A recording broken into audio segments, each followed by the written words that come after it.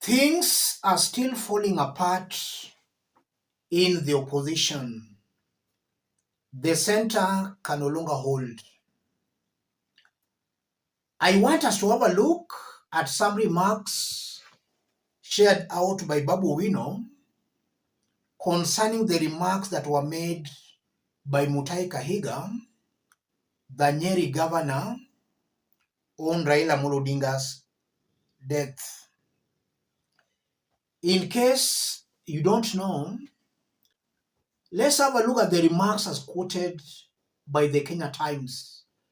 This is a topic we've been discussing. If you look closely, all things national resources were being sent to Western and Nyanza because apparently we Agikuyu were not in their plans. But God came and heard our Agikuyu cries, and he did his wonders.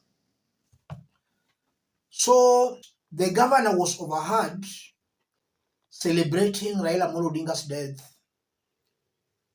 And one of the things he was mentioning is that William Ruto was taking development to Nyanza and to Western. So according to Mutahi Kahiga, development should only be taken to the mountain because the mountain voted for Ruto. Nyanza and Western never voted for Ruto. This is not the first time we are hearing such remarks.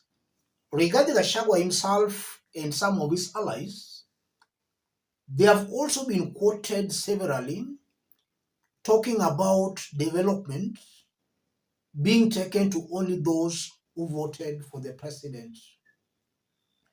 So it might have been possible that Mutahi Kahiga was just trying to copy from the master. The master Rigathi believes development should only be for the shareholders. Jeremiah Kioni had a very interesting statement.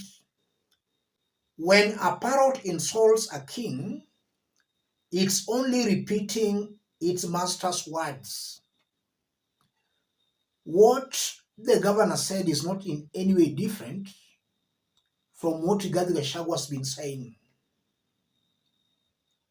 It's only that the governor went to the extreme by celebrating Raila Amolo Odinga's death.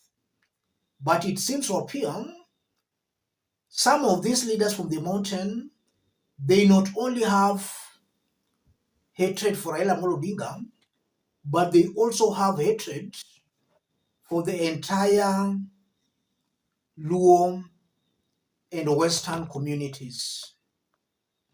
It's not only Raila Amolo Odinga, but even the entire Luo and Western communities. What's BABU OWINO saying? When these remarks started going viral, leaders were condemning the remarks, but one person was missing in action, BABU OWINO. It took BABU OWINO so long to actually condemn the remarks. And maybe because of the public anger, BABU OWINO might have also been forced to condemn the remarks. I've never seen BABU OWINO condemning anything coming from the opposition. This is what BABU OWINO had to say. BABU OWINO, I unequivocally condemn the reckless and disturbing utterances made by Kahiga Mutahi. Such statements are unacceptable and must not be tolerated. Almost all leaders, including those very close to Rigathi, are condemning the remarks. In fact, the very first people to condemn the remarks were leaders such as Senator Medhu, Nyandarua Senator. This is what Medhu said. Governor Kahiga decided him and recklessness will walk hand in hand. That was an extremely unfortunate statement. It's only later that some leaders also joined in condemning the governor. What do you think are the political implications of the remarks made by Nyeri governor? The first political implication, the remarks are going to widen the rift between Luos and the Kikuyus. Already there exists that rift, but with these new remarks coming from the governor, it's widening that rift.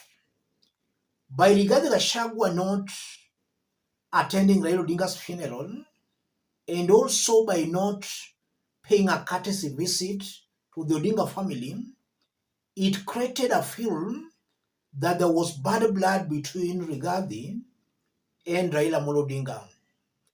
And you know the population normally look up to some of these leaders. So Rigathi not attending Raila Odinga's funeral created tensions already. With these new remarks, the tensions are only going to be escalated. So we should expect a widening of rift between Luos and Kikuyus into some Western communities. The person to gain in this case is William Samoei Ruto. This is a very big blow to the opposition. The Luo nation might now see the Kikuyus as being very hostile, and the only way to punish them is to rally behind William Samoei Ruto. So as the rift widens, Ruto is clearly gaining here. The opposition is losing. Another implication, on the day Raila Odinga's death was announced, William Ruto signed into law Computer Misuse and Cybercrime Amendment Bill 2024. If you go through that bill, it's clearly going to stifle democracy. Before this governor made these remarks, there was some talk of protests that Kenyans were going to take to the streets to demand William Ruto or even Parliament to do away with this law. There was that talk. But with the reckless remarks from the governor, I don't think Kenyans will turn out to protest. Kenyans might forget that, and in the coming days, attention will only be on this governor. And as I talk, the Gen Zs and other Kenyans are trying to greet him. He has actually switched off his phone. So the attention will shift from the Cybercrime Amendment Bill 2024 to the remarks made by the governor. By the time Kenyans will be through with the governor, maybe the amendment bill will have been forgotten. Again, William Ruto will gain there. What's the way forward? How should Kenyans move forward? Rigathi Gachagua and his team should now take a back seat in the opposition. Rigathi should let leaders such as Matiang'i and maybe Kalonzo Musyoka, all these other communities to shine.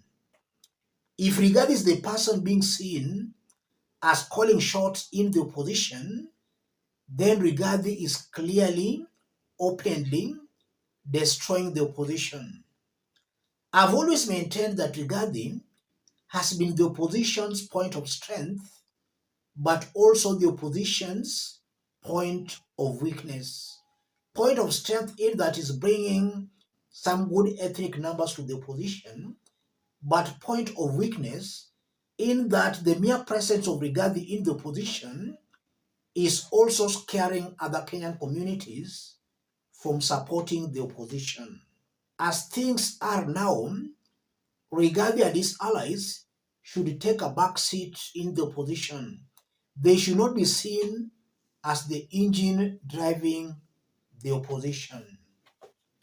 Let me stop it there, ladies and gentlemen. Make sure you stay tuned for more detailed analysis. Things are getting very, very interesting. Thank you. God bless you. God bless Kenya.